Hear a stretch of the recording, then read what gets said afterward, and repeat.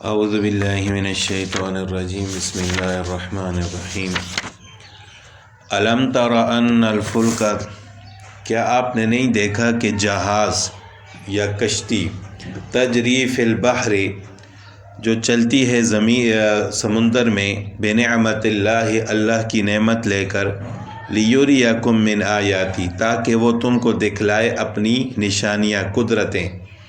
ان فی ذلک لآیات، بے شک اس میں نشانیاں ہیں، لکل صبار شکور، ہر اس شخص کے لیے جو صبر کرنے والا اور شکر ادا کرنے والا ہو۔ یعنی اللہ تعالیٰ کی قدرت کی نشانیوں میں سے ایک کشتی بھی ہے، جہاز بھی ہے جو سمندر میں چلتا ہے، کہ ایک آدمی اپنا پاؤں بھی سمندر میں نہیں رکھ سکتا، لیکن اتنا بڑا جہاز یا کشتی اتنا زیادہ وزن اٹھا کر جو پانی کے اوپر چلتے ہیں، تو یہ بھی اللہ تعالیٰ کی نشانیوں میں سے ایک نشانی ہے کہ اللہ تعالیٰ کس طرح اس کو پانی کے اوپر تھامے ہوئے ہیں۔ وَإِذَا غَشِيَهُمْ مَوْجٌ، اور جب ان کو ڈانپ لے موج، دریا کی موج، یعنی جب سر پر آئے ان کے موج، کالظلل، جیسا کہ بادل، دعوا اللہ مخلصین لہ الدین، تو پھر اللہ کو خالص ہو کر اسی کے بندے ہو کر اس کو پکارنے لگتے ہیں۔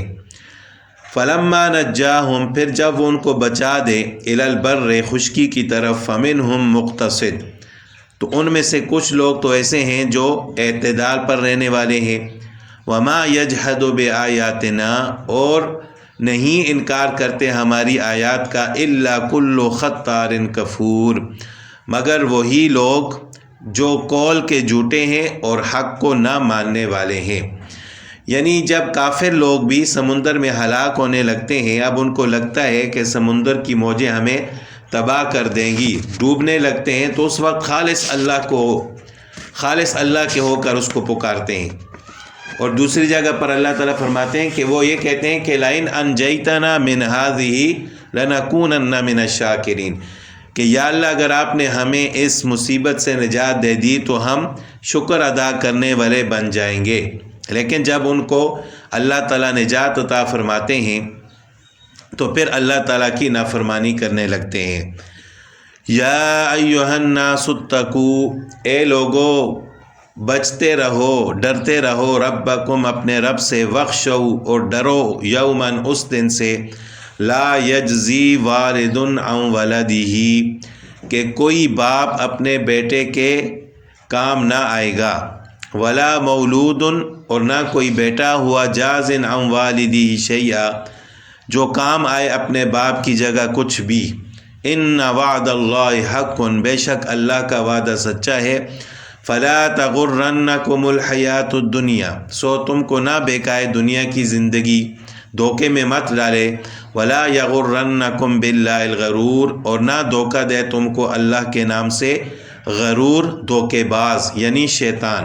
یعنی نہ تو یہ دنیا کی زیب و زینت آپ کو دھوکے میں ڈالے، اور نہ شیطان کے دھوکے میں آؤ کہ وہ طرح طرح کے وسوسات آپ کے دل میں پیدا کرتا ہے۔ تو یہاں پر اللہ تعالیٰ نے فرمایا کہ کوئی باپ اپنے بیٹے کے کام نہیں آئے گا، اور نہ کوئی بیٹا اپنے باپ کے۔ اس سے مراد وہ باپ اور بیٹے ہیں جن میں ایک مومن اور دوسرا کافر ہو، کیونکہ مومن باپ نہ اپنے کافر بیٹے کے عذاب میں کوئی کمی کر سکے گا، نہ اس کو کوئی نفع پہنچا سکے گا، اسی طرح مومن بیٹا اپنے کافر باپ کے کچھ کام نہ آ سکے گا۔ اور دوسری آیات اور روایات حدیث میں اس کی تصریح ہے کہ قیامت کے دن ماں باپ اولاد کی اور اولاد ماں باپ کی شفاعت کریں گے، اس شفاعت کی وجہ سے ان کو کامیابی ہوگی۔ تو اس سے مراد یہی ہے کہ وہ ایمان والے ہوں گے، لیکن اگر ان میں سے کوئی ایک کافر ہے تو کوئی ایمان والا کسی کافر کی شفاعت نہیں کر سکے گا۔ اس کے بعد اللہ تعالیٰ نے 5 ایسی چیزوں کو بیان فرمایا ہے جن کو مفاتیح الخمس کہا جاتا ہے، یعنی غیب کی 5 کنجیاں۔ ان کا علم اللہ تعالیٰ کے سوا کسی کو بھی نہیں ہے۔ ان اللہ عندہ علم الساعہ، بے شک اللہ کے پاس ہے قیامت کی خبر، یعنی قیامت کب آئے گی، اس کا علم صرف اور صرف اللہ تعالیٰ کے پاس ہے کہ وہ خاص کون سا دن ہے، وہ کون سی گھڑی ہوگی، کون سا مہینہ ہوگا۔ اگرچہ نشانیاں بتلائی گئی ہیں حدیث میں کہ وہ جمعے کا دن ہوگا، لیکن یہ نہیں معلوم کہ وہ کون سا جمعہ ہوگا اور خاص کون سا وقت ہوگا۔ اس کا علم صرف اللہ تعالیٰ کے پاس ہے۔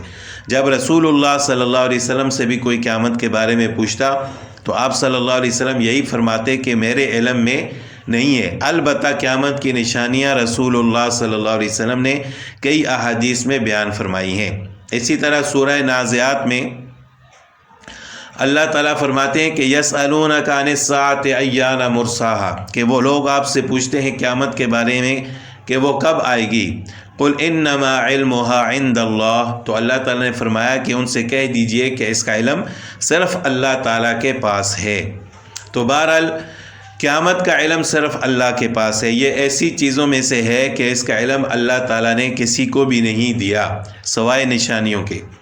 وَيُنَزِّلُ الْغَيْثَ، اور وہی بارش اتارتا ہے، وہی بارش برساتا ہے۔ کب بارش کہاں ہوگی اس کا علم صرف اور صرف اللہ تعالیٰ کے پاس ہے، اور کہاں بارش برسانی ہے یہ اللہ تعالیٰ کے علاوہ کسی کو بھی معلوم نہیں۔ آج کے دور میں جو جدید ٹیکنالوجی کے ذریعے محکمہ موسمیات والے یہ معلوم کر لیتے ہیں کہ فلاں جگہ بارش ہوگی، فلاں جگہ نہیں ہوگی، پہلی بات تو یہ ہے کہ یہ آلات اور مشینوں کے ذریعے معلوم کرتے ہیں، ٹیکنالوجی کے ذریعے معلوم کرتے ہیں۔ اس کو علم غیب کہا نہیں جا سکتا۔ علم غیب تو وہ ہوتا ہے کہ جو بغیر کسی آلہ کے انسان کو معلوم ہو جائے۔ پھر دوسری بات یہ ہے کہ یہ جو کچھ بتاتے ہیں وہ 100% درست نہیں ہوتا، یعنی اس میں احتمال ہوتا ہے، امکان ہوتا ہے کہ شاید ایسا ہو جائے، تو کبھی ان کی بات درست ہوتی ہے اور کبھی غلط بھی ہو جاتی ہے۔ تو لہٰذا اس کا علم صرف اللہ تعالیٰ کے پاس ہے۔ اب اس وجہ سے بعض اوقات لوگ بارش کے لیے دعا کرنا چھوڑ دیتے ہیں کہ جب محکمہ موسمیات والوں نے بتا دیا کہ بارش نہیں ہوگی تو اب کیا ضرورت ہے اس کی دعا کی۔ ایسا نہیں ہونا چاہیے۔ وہ تو صرف آلات کے ذریعے معلوم کرتے ہیں، باقی علم تو اللہ کے پاس ہے، اور دعا کے ذریعے اللہ تعالیٰ اپنے بندوں پر ضرور بارش برساتے ہیں۔ ہمیشہ دعا کرنی چاہیے، دعا کو نہیں چھوڑنا چاہیے۔ وَيَعْلَمُ مَا فِي الْأَرْحَامِ، اور وہی جانتا ہے کہ ماں کے پیٹ میں کیا ہے۔ ماں کے پیٹ میں نر بچہ ہے یا مادہ ہے، اس کا علم بھی صرف اللہ تعالیٰ کے پاس ہے۔ آج کے دور میں جو ٹیکنالوجی کے ذریعے معلوم کیا جاتا ہے یا الٹرا ساؤنڈ کے ذریعے، وہ بھی 100% درست نہیں ہوتا ہے۔ اس کا علم صرف اللہ کے پاس ہے اور اسی پر یقین رکھنا چاہیے۔ وَمَا تَدْرِي نَفْسٌ مَاذَا تَكْسِبُ غَدًا، اور کسی شخص کو معلوم نہیں ہے کہ وہ کل کو کیا کرے گا، یعنی آئندہ کل وہ کیا کرے گا یہ کسی کو بھی معلوم نہیں ہے۔ یہ اللہ تعالیٰ ہی جانتے ہیں کہ فلاں شخص نے کل کے دن کیا کرنا ہے۔ تو اسی وجہ سے شریعت کو حکم ہے کہ جب بھی انسان کسی کام کا ارادہ کرے تو ساتھ انشاءاللہ کہے کہ اگر اللہ نے چاہا تو میں یہ کام کروں گا، کیونکہ انسان کے اپنے ارادے کے مطابق کوئی کام نہیں ہو سکتا اور نہ اس کو معلوم ہوتا ہے کہ میں نے کیا کرنا ہے اور کیا کر سکوں گا۔ تو یہ 4 چیزیں۔ 5ویں چیز ہے وَمَا تَدْرِي نَفْسٌ بِأَيِّ أَرْضٍ تَمُوتُ، اور کسی شخص کو یہ خبر نہیں ہے کہ کس زمین میں وہ مرے گا، اس کی موت کہاں آئے گی، اس کا علم کسی کو بھی نہیں ہے۔ بعض اوقات ہم دیکھتے ہیں کہ ایک انسان کسی دوسرے ملک میں پیدا ہوتا ہے لیکن اس کی موت ایسی جگہ آتی ہے جہاں اس کی سوچ بھی نہیں ہوتی، کہیں دور کی زمین میں اس کی موت آ جاتی ہے، اس کی قبر وہاں ہوتی ہے۔ تو یہ اللہ تعالیٰ کی قدرت ہے، کسی شخص کو یہ معلوم نہیں ہے کہ میری موت کہاں آئے گی۔ اور اس کے بارے میں بہت ساری روایات بھی ہیں کہ انسان اپنی موت کے وقت جہاں اس کی موت آنی ہوتی ہے وہ کیسے وہاں پہنچ جاتا ہے کہ اس کے وہم و گمان میں بھی نہیں ہوتا، اللہ تعالیٰ ایسا سبب لگا دیتے ہیں کہ وہ وہاں پہنچ جاتے ہیں اور وہاں اس کی موت لکھی ہوتی ہے۔ تو یہ اللہ تعالیٰ کی قدرت ہے۔ اللہ تعالیٰ جانتے ہیں کہ کس شخص نے کہاں مرنا ہے اور کہاں اس کی موت آئے گی۔